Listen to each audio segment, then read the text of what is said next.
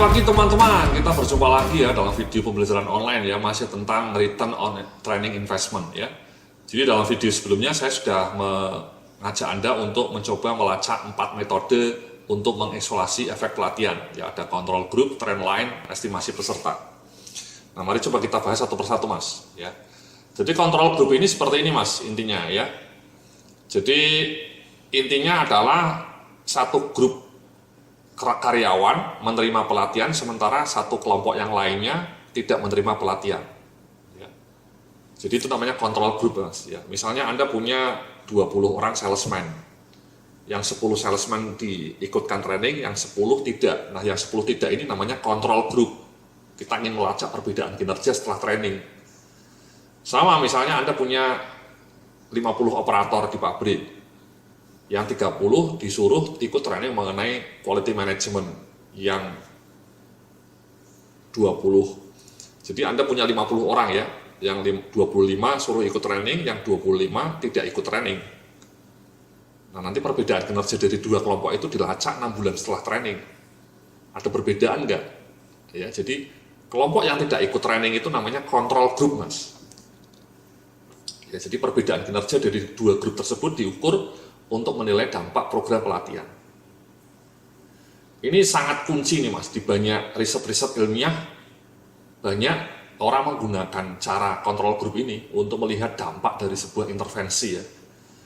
Untuk melihat dampak intervensi misalnya konsultasi atau pelatihan, dilacak perbedaan kinerjanya antara kelompok yang ikut training sama yang tidak ikut training. Itu namanya control group. Contohnya misalnya seperti ini mas. Ya tadi Anda misalnya punya 20 orang salesman ya, yang grup salesman A 10 orang ikut training mengenai profitable selling skill selama 3 hari. Yang salesman B 10 orangnya lagi sama sekali tidak ikut training. Nah setelah 6 bulan dilacak, ternyata penjualan rata-rata grup salesman A menjadi 10. Sementara kelompok B tetap 6 misalnya, 6 per bulan. Nah ini kan ketahuan mas, ada perbedaan kinerja, ada 4 unit gapnya. Perbedaan jumlah penjualan di atas merupakan dampak positif dari kegiatan training dengan asumsi kedua grup memperoleh perlakuan yang sama ya. Gajinya sama, kondisi pasarnya sama, jenis produk yang dijual sama, mereka kerja di perusahaan yang sama. Ini mas namanya control group. Sehingga kita dengan yakin mengatakan bahwa profitable selling skills training itu betul-betul memberikan dampak signifikan. Karena grup salesman yang ikut training bisa menjual 10 unit per bulan. Ya, setelah 6 bulan ya. Setelah 6 bulan dilacak. Sementara grup salesman B yang tidak ikut training 6 bulan, 6 unit terus. Ya, 6 unit per bulan hanya 6 unit. Itu kan 4 per bulan itu signifikan mas. Kalau Anda jualannya mobil ya. Kalau 4 per bulan berarti kalau setahun Anda bisa menjual mobil lebih banyak 48 unit. That's it mas, ini namanya control group.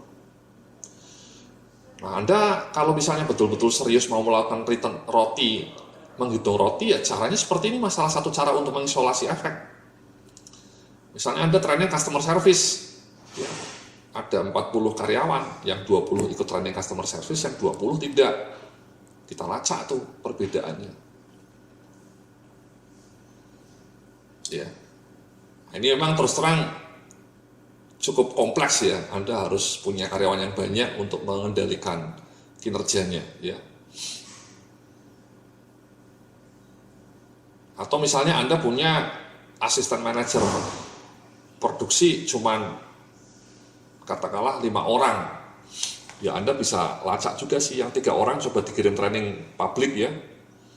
Yang 3 orang, yang 2 orangnya tidak usah dikirim training publik. Ya, mengenai quality management, beda nggak nanti kinerja yang ikut training publik sama yang tidak? Itu namanya control group ya. Nah ini sekali lagi di Indonesia sangat jarang perusahaan yang melakukan analisa seperti ini ya, membandingkan kinerja orang yang ikut training sama yang tidak ikut training. Padahal ini cara yang sebenarnya bagus sekali ya untuk melihat dampak training ya. Tapi Anda jarang melakukan ini mungkin ya, di banyak perusahaan jarang ya. Tapi ini cara powerful menurut saya untuk melihat betul-betul secara real dampak dari sebuah training. Ya, Anda bisa uji itu efektivitas training Anda. Jangan-jangan yang tidak pernah ikut training kinerjanya tetap sama ya, bahkan lebih bagus. Itu kan buang-buang uang artinya. Misalnya ini trainingnya ternyata kelompok A-nya setelah 6 bulan jualannya tetap sama, 6 unit. Yang tidak ikut training tetap 6 unit. Jadi ya sia-sia mas ya. Biaya training selama 3 hari yang mungkin habisnya 50 juta itu sia-sia. Nah cuman Anda tidak pernah melakukan proses seperti ini mas, sehingga Anda hanya nebak-nebak aja pakai perasaan. Rasanya training saya efektif mas Yudi ya, rasanya. Nah, ini di era digital kayak gini ya tidak boleh lagi pak main perasaan ya. Manajemen by feeling itu cocok mungkin pas zaman Majapahit ya. Zaman Majapahit pakainya manajemen by feeling ya. Sekarang sudah zaman era digital ya, pakainya data mas, fakta. Oke. Nah yang kedua nih, cara kedua nih mas ya, trend line ya. Ini trend line digunakan untuk memproyeksikan variabel output tertentu jika pelatihan tidak dilakukan ya. Data hasil proyeksi kemudian dibandingkan dengan data aktual setelah program pelatihan. Perbedaan kedua data tersebut merepresentasikan estimasi pengaruh pelatihan ya. Ini contohnya nih mas ya, sama nih misalnya training sharing skills dilakukan di bulan Mei. Nah Anda dari tahun-tahun sebelumnya atau dari trend analysis, dari analisa trend itu kalau tidak ada training penjualannya akan meningkatnya seperti ini mas. Proyeksi trend jika tidak ada kegiatan training, proyeksi didasarkan pada data historis mas. Jadi tahun lalu yang namanya penjualan itu kalau di bulan Juni, Juli, Agustus itu trennya naiknya ya cuma 5% ya dibanding bulan-bulan sebelumnya ya. Ya, naiknya tidak banyak. Jadi landai. Nah, ini namanya tren. Jadi apa? Data historisnya mungkin data setahun yang lalu, bahkan mungkin 3 tahun terakhir ya, data 3 tahun terakhir itu Anda lacak. Agen ini perusahaannya harus tertib ya melacak data histori ya. Histori data penjualan 3 tahun terakhir itu seperti apa. Nah dibandingkan dengan data aktual setelah training ya, ternyata setelah bulan Mei ada training tiba-tiba penjualannya naik pesat seperti ini ya. Nah ini mas, ini namanya gap ya. Nah, yang biru ini kinerja penjualan aktual setelah dilakukan training. Nah perbedaan antara yang biru ini sama yang titik-titik ini merepresentasikan estimasi pengaruh pelatihan. Nah ini mas, ini cara powerful juga ini mas. Sama, mungkin banyak perusahaan yang tidak melakukan ini. Ini bukan hanya untuk penjualan mas ya, misalnya Anda melakukan training mengenai quality management. Anda bisa melacak defect rate. Ya, setiap tahun berapa sih trend defect rate-nya tiap bulan itu Anda lacak tahun-tahun sebelumnya. Mungkin trennya seperti ini juga ya. Trennya seperti ini. Tiba-tiba setelah ada training mengenai quality management di bulan Mei, tiba-tiba langsung turun ke sini gitu misalnya. Kayak gini. Ya, misalnya ini. Jadi misalnya misalnya ini ya. Jadi ini tadi sebentar mas. Ini untuk penjualan mas ya. Ini selling skill diadakan seperti ini, Anda langsung gap, itu namanya trend line analysis. Nah, misalnya Anda ini training mengenai quality management.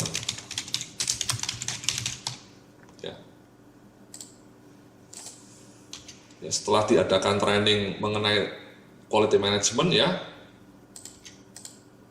di bulan Mei misalnya, tiba-tiba defect rate-nya itu turun kayak gini, drastis ya, langsung drastis kayak gini misalnya ini.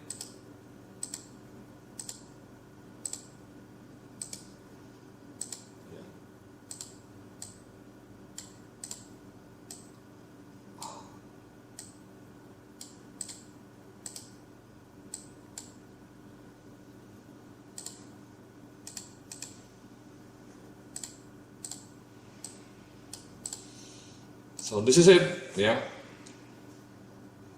Jadi misalnya ini jumlah ini ya, apa? Jumlah defect rate ya, bukan jumlah penjualan ya, tapi jumlah defect rate ya.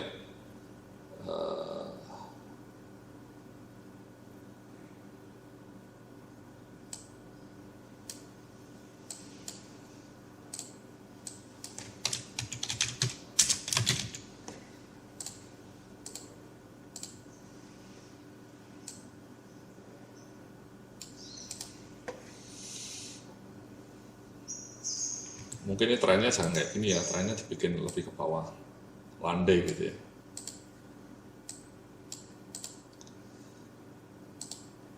Ya. Jadi ini Mas ya, dari tahun ke tahun ya selalu trennya, misalnya trennya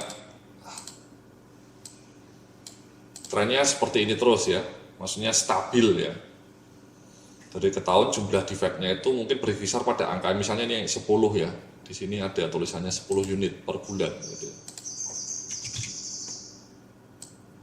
Sama di bulan Januari, bulan Februari, Maret, April, Mei itu selalu 10 rata-rata, kadang 11, kadang 9 ya, sedikitlah perbedaannya. Kadang 12, kadang 9. Nah, kalau Anda lacak dengan trend analysis di bulan-bulan berikutnya selalu sesuai dengan data history, juga sama, di bulan Juli, Agustus itu defect rate selalu akan berkisar pada angka 10 unit per bulan. Nah, tiba-tiba Anda di bulan Mei melakukan training khusus mengenai quality management misalnya sampai 5 hari gitu ya, trainingnya ekstensif gitu ya.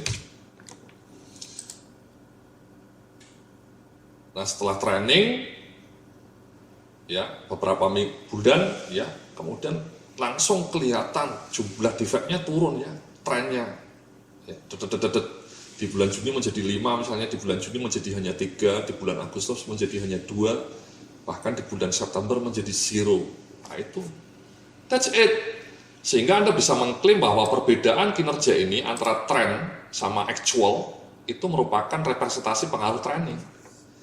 Kalau saja tidak diadakan training pada bulan Mei, jumlah defect rate itu selalu akan konstan. Ya, 10 per bulan. Tapi karena Anda berjibaku ngasih training yang bagus mengenai quality management, sehingga foreman, mandor-mandor di pabrik Anda menjadi lebih aware mengenai quality produk, caranya bagaimana pemeliharaan mesinnya diperbaiki, dan seterusnya. Sehingga setelah ada training, langsung turun, ya, ada trend. Nah, ini Pak, signifikan. Jadi dari 10 per bulan menjadi hanya katakanlah 2 per bulan ya. Bahkan menjadi 0. Itu kan perubahan yang signifikan, perubahan positif. Nah, itulah Mas ya, Mbak-mbak ya. Anda harus melacak seperti ini polanya ya. Entah Anda training sales tadi ya, seperti ini dilacak setelah training ya. Atau setelah training quality management, trennya kayak gini turun. Nah, sekali lagi sayangnya banyak perusahaan yang tidak tekun melakukan ini Mas, Mbak-mbak ya. Saya harus katakan dengan jujur ya, semua klien saya belum pernah melakukan seperti ini. Dengan sungguh-sungguh melacak apa sih efek dari training terhadap kinerja ya, dalam hal ini contohnya kinerja mutu sama kinerja penjualan. Anda bandingkan before and after training, trennya sebelum training sama sesudah training, Anda lacak perbedaannya, Anda kemudian lacak. Ini kan powerful Mas, Mbak-mbak ya. Kalau Anda bisa melakukan seperti ini, Anda bisa dengan yakin mengatakan bahwa training Anda itu punya peran yang krusial bagi perbaikan kinerja. Bukan pakai perasaan saya lagi ya, zaman Majapahit pakai perasaan Mas, tapi pakai data.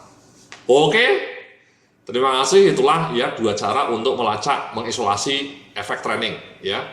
Dalam video berikutnya nanti kita akan mencoba melacak metode yang lainnya. Terima kasih, sampai jumpa dalam video berikutnya.